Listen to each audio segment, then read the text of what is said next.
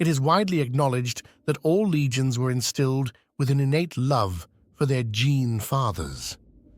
This phenomenon may stem from a genetic peculiarity, the natural allure of the Primarch's aura on those descended from them, or perhaps it was part of the Emperor's grand design to secure loyalty and prevent rebellion.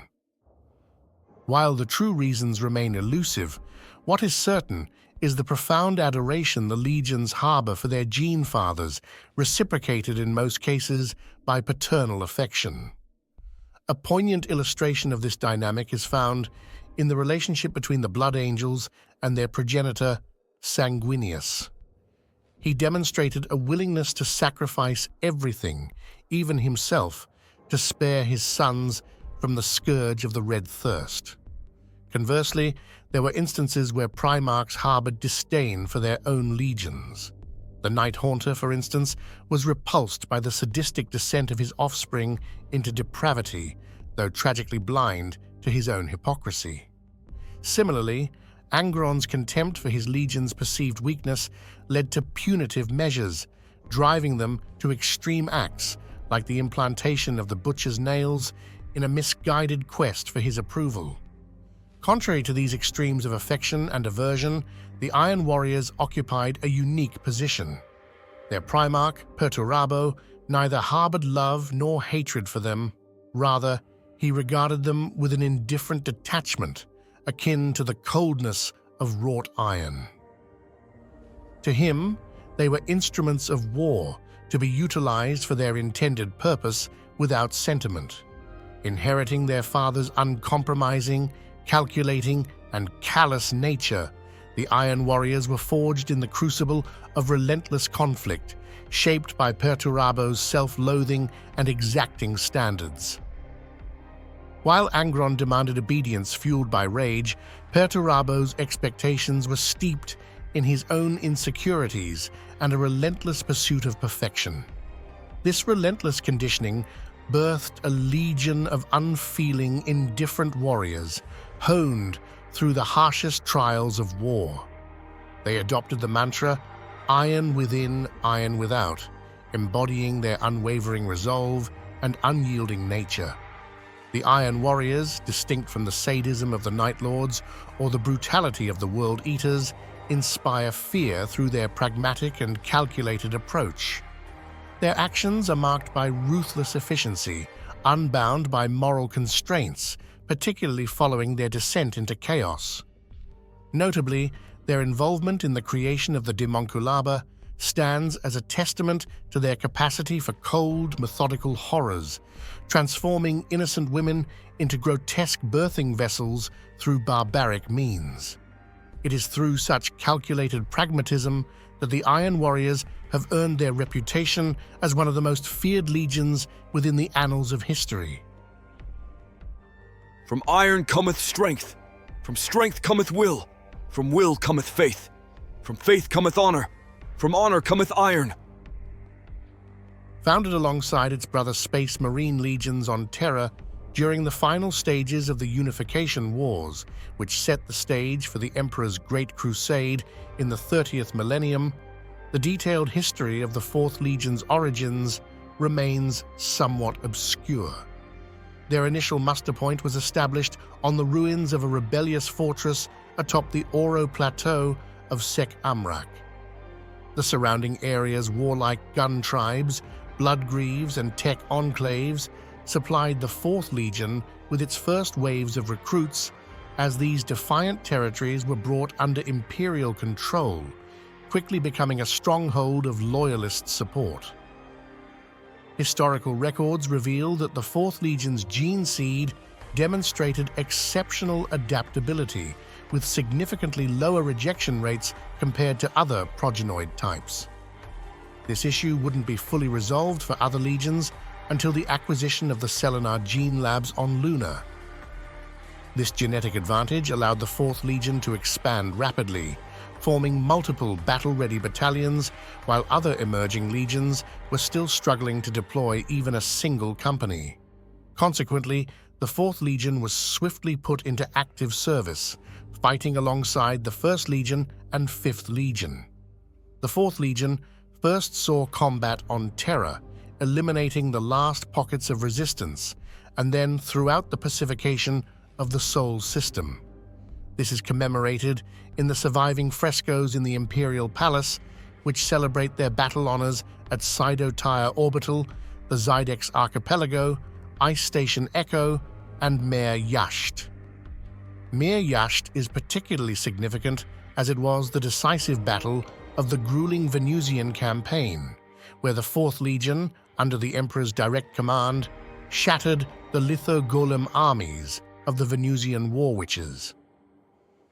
Their early victories were rewarded with the latest weapons and war machines from Mars and an influx of Terran recruits originally meant for the 3rd Legion, whose gene seed had been nearly destroyed by sabotage and a viral plague. These advantages made the 4th Legion one of the most populous Legiones Astartes in the early years of the Great Crusade, allowing it to split into several significant expeditionary fleets.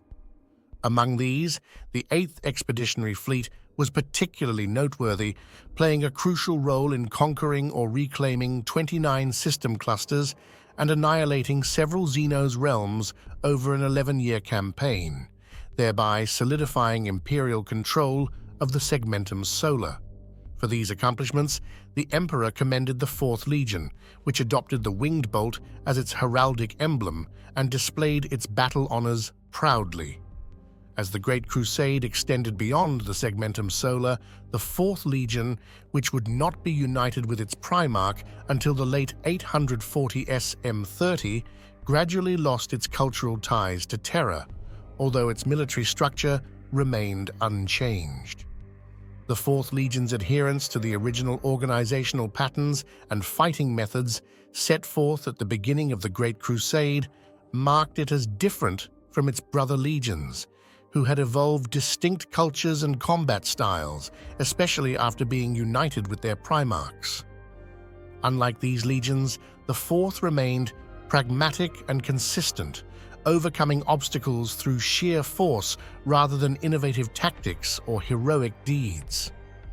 This unchanging nature led some to view the 4th Legion as unimaginative and mechanistic.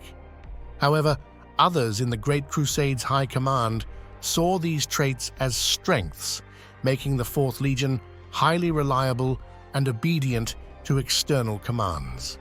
Consequently, the 4th Legion was often assigned to grueling campaigns of attrition and prolonged conflicts, earning a reputation as a workhorse legion, while larger legions like those led by Leman Russ of the Space Wolves, Ferrus Manus of the Iron Hands, and Horus of the Lunar Wolves resisted splitting their forces for minor engagements.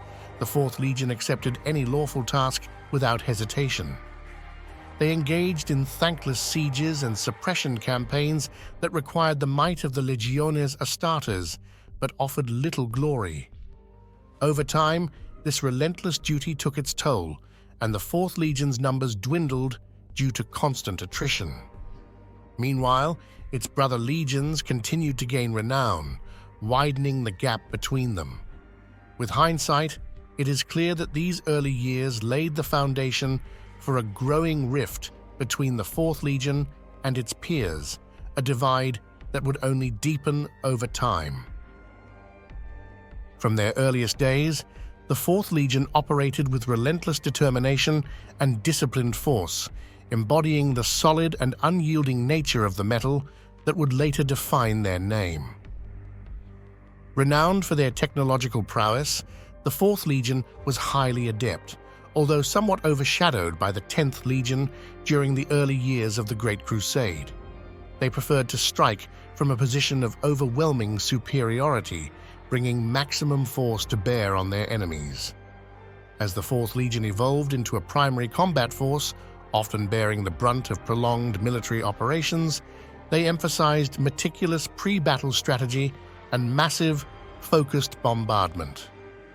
Their tactics included calculating fields of fire, utilizing high-intensity shelling, and deploying heavy armor and mechanized units to spearhead attacks. This strategic approach became their hallmark, and they amassed perhaps the largest artillery arsenal of any legion in the Great Crusade. Despite their strategic approach to warfare, once engaged in battle, the Fourth Legion was known for their unyielding persistence. They would not retreat unless ordered by the highest authority, even in the face of severe setbacks or staggering casualties. This tenacious stubbornness became a point of pride as they refused to accept failure, no matter the cost in lives, determined to secure victory through sheer discipline and firepower. Their many victories, though often unsung, came at a high price. This paradox of rational strategy, coupled with episodes of obstinate persistence, was starkly evident during the liberation of the war-torn forged world of Enchiladion in 842. M30. Although they achieved victory, the campaign nearly annihilated the 8th Expeditionary Fleet's frontline forces in what many considered an unnecessarily costly manner. In the aftermath, critics within the imperial court and among the Primarchs suggested that the Fourth Legion had courted defeat to prove their unparalleled resolve. During the battle, despite a catastrophic initial assault and an unexpected enemy counterattack, the Legion refused to withdraw, adhering to a failed battle plan. Nearly 29,000 legionaries fell before they wore down the enemy through bloody attrition, including many veteran units, making it one of the most costly engagements for the Imperium. The aftermath of Enchiladion left the Fourth Legion without favor and still lacking a Primarch. By the end of the decade, their prominence had significantly waned as other legions rose. The heavy losses at Enchiladion cast a shadow over their earlier successes, decimating their senior commanders and resulting in the slaughter of over 2 million Imperial Army soldiers under their command. Once among the most numerous of the Space Marine legions, the Fourth Legion's numbers had been eroded by constant warfare and attrition. Though their gene seed continued to be of the highest quality, ensuring ease of implantation, their ranks had diminished, allowing other legions, notably the Lunar Wolves and Dark Angels, to eclipse them in size, range, and the glory of their conquests. War is unequivocal, uncaring, unforgiving, and blind. Blind also will be the selection of those who will pay the blood price for the greater failure of your record. After a brief period in the Emperor's company, where he fought alongside him and absorbed knowledge of the Great Crusade, its history, war machinery, and operations, Perturabo assumed command of the Fourth Legion, which bore his gene seed in a swift and absolute transition of authority. At that time, approximately 35,000 astartes of the Fourth Legion had been gathered to form his independent command, with perhaps another half that number scattered across the conquered domains of the Imperium in smaller garrisons and detachments fulfilling their duties. Conducting a comprehensive review of the Fourth Legion's war record, doctrines and practices, and comparing them with those of other legions, Perturabo found his sons lacking and took decisive action. His response was decimation. In his eyes, all were guilty of the Legion's failings, and thus all would suffer. 1 in 10 of the Legion, determined by lottery, was executed without honor, a grim task carried out by their own comrades with bare hands. Some within the imperial court protested vehemently, viewing Perturabo as a tyrant given absolute power over a Space Marine legion, while others, more cautiously critical, believed that command had been granted to the Primarch too hastily, considering his unfamiliarity with the Imperium's ways. Among the most outspoken critics was Guilliman, Primarch of the Ultramarines, who objected to the indignities suffered by valiant astartes, with whom his own legion had often fought. This discord between the two Primarchs, though later overshadowed by other conflicts among the Emperor's sons, left a lasting mark on their relationship. The Emperor, however, swiftly silenced all such criticism. For those who survived the Fourth Legion's self-decimation, the lesson was clear. Perturabo ruled with ruthlessness and unforgiving severity without favor or bias. Failure in Perturabo's service exacted the price of death, as war to him was a binary equation. Their fault, in Perturabo's eyes, was not that they had failed in their service to the Great Crusade, for by no measure had they done so, but rather that they had not reached their full potential. Perturabo demanded nothing but absolute supremacy from his legion. He vowed to fashion it into a peerless war machine, immediately setting about testing its mettle against the worst and most brutal war theaters he could find nearby. Over time, the rift between the Iron Warriors and the other Space Marine legions deepened, fueled by growing resentment, pride, and paranoia among the Fourth Legion. Perturabo's harsh methods and brutal example mirrored his own dark nature in his warriors, instilling in them his suspicions, distrust, and indifference to life, alongside the determination, intellect, and strength he sought to cultivate. Given the Fourth Legion's preference for open battle, frequent engagement in siege assaults, one of the most perilous and unpredictable forms of warfare, and their acceptance of high attrition rates as the cost of victory, it is perhaps unsurprising that the Iron Warriors are often cited as having the highest casualty rate of any legion during the Great Crusade. Despite these losses, the Legion's strategic power remained largely unaffected, a testament to both the Iron Warriors and the cold, cruel genius of their Primarch. However, the continuous exposure to such intense loss and destruction likely corroded the Legion's psyche over time. Perturabo and his Legion sought no allies among their peers, except perhaps the Mechanicum agents, who assisted them in their quest for more powerful and efficient means of warfare. They viewed other legions as flawed, seeing self-deception, lack of discipline, false mysticism, and vanity. They perceived slights and insults, both real and imagined, from their fellow legions. Even many factions of the Mechanicum, who admired Perturabo's technological prowess, did not fully trust him or his legion due to their dangerous self-sufficiency and disregard for their doctrines. To the Imperial Army, the Iron Warriors had a fearsome reputation. More than any other legion, they were seen as willing to use human lives as a strategic resource, sacrificing thousands of auxiliary troops in waves to deplete enemy firepower or gauge their strength. Such tactics earned them the hated nickname Corpse Grinders among the common soldiers of the Great Crusade. Open mutinies, predictably crushed with thorough brutality, became more frequent under the Iron Warriors' command, leading War Master Horus to decree that the bulk of troops assigned to them be either indentured criminals or enslaved non-compliance to mitigate the impact on morale.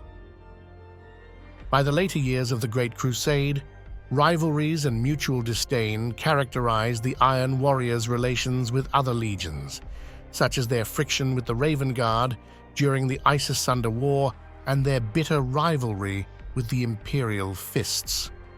Even when the Iron Warriors fought successfully alongside other legions, as in the critical war against the Orcs, their contributions were often met with indifference or disdain by their peers.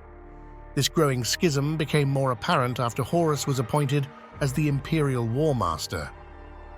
New directives and disposition orders, some from Terra and others from Horus, further scattered the Iron Warriors' strength across numerous splinter expeditionary fleets, sieges, and garrison postings in the most dangerous and isolated parts of the Imperium.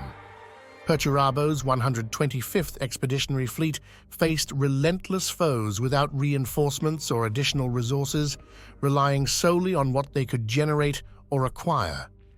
Despite his bitterness, Perturabo complied. These events only deepened the resentment and discord within the Fourth Legion, estranging them from the Imperium they served and increasingly deranging its warriors. This may have been Horus's intent.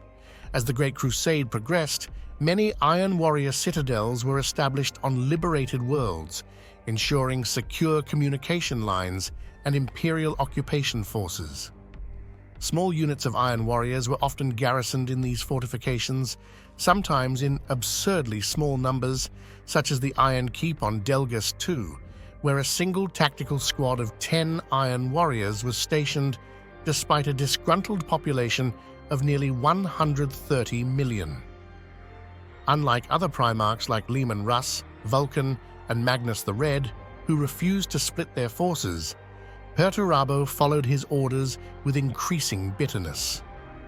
The Iron Warriors were becoming a garrison legion, with small deployments spread throughout the Imperium.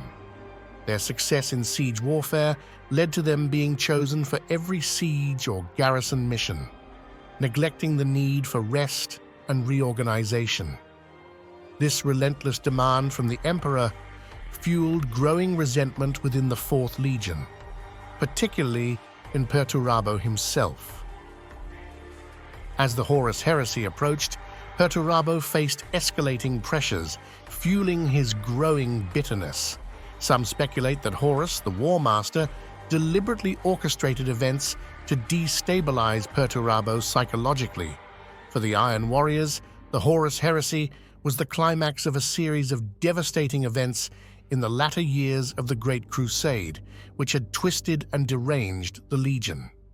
The most significant of these was the rebellion on Olympia, the Legion's homeworld. The death of Olympia's tyrant led to severe political infighting and insurrection, worsened by the changes imposed by the Imperium and the loss of Olympia's youth to the 4th Legion. The rebellion's onset struck the Legion deeply, coming at a time when they were already engaged in the costly and sanity-draining suppression of the Hrud on Gugan. Amidst this, Horus informed Perturabo of Olympia's revolt. Perturabo, weary of proving his worth, was horrified at the thought of being the only Primarch who couldn't maintain control over his homeworld. Horus encouraged him to return to Olympia and gave him the Power Hammer Forgebreaker, believed by some to be a conduit for the ruinous powers to influence Perturabo. Upon returning to Olympia, Perturabo unleashed his pent-up fury, leading to a brutal suppression of the rebellion. The Iron Warriors massacred countless civilians and razed cities, eventually enslaving the population after killing 5 million people. As the fires burned, the Iron Warriors realized the magnitude of their actions, transitioning from heroes fighting aliens to genocidal butchers of their own people. Perturabo, in despair, understood that the Emperor could never forgive him. Following this atrocity, the 4th Legion withdrew into a world of violence and paranoia, brutally suppressing any hint of rebellion and becoming increasingly unhinged. Before Perturabo could seek redemption, news arrived of Horus's betrayal and the virus bombing of loyalists on Istvan III. The Iron Warriors were ordered to confront the traitors, learning that Astartes had killed Astartes, a devastating revelation amid their own ruins. Further news of Leman Russ attacking Magnus the Red and his 1,000 sons on Prospero, and Horus, Angron, Mortarion, Fulgrim, and their legions turning traitor to the Emperor, compounded the chaos. The Iron Warriors were tasked with joining loyalist legions to crush the rebellion in the Istvan system. With their rivalry with the Imperial Fists and guilt over Olympia, it was perhaps inevitable that Perturabo and the 4th Legion would turn traitor. Despite the lack of detailed records on Horus's machinations, the Iron Warriors ultimately betrayed their brothers at the drop site massacre on Istvan V, aligning with the ruinous powers. At Istvan V, the Iron Warriors, along with the Night Lords, Word Bearers, and Alpha Legion, held in reserve, turned on the surviving loyalists of the First Wave, leading to their brutal slaughter. This act earned the Iron Warriors the infamous title of Betrayers of Istvan in the wider Imperium. So here's the condensed version of the Demoncolaba situation. Honsou, with the help of a warsmith, waged war on an imperial world housing a secret gene seed vault of the Adeptus Mechanicus, containing Imperial Fist gene seed. After a decisive victory, Honsou was appointed as the successor by the Warsmith and retreated to Mendragard, the Iron Warrior's homeworld within the Eye of Terror, to recover. Using a blend of technology and dark arts, he concocted a mechanism to mass-produce space marines. This gruesome process involved sealing young boys into genetically modified human female slaves impregnated with stolen Imperial Fist's gene seed. The result? Mutated monstrosities dubbed the Unfleshed or Chaos-Tainted Marines, ready to join the Iron Warriors' ranks. That's the gist. Now, what's your take on the Iron Warriors? Do you admire their cold, calculated approach, or are you as indifferent as their Primarch? Share your thoughts below. Have a fantastic week and I'll catch you later. Have a bray.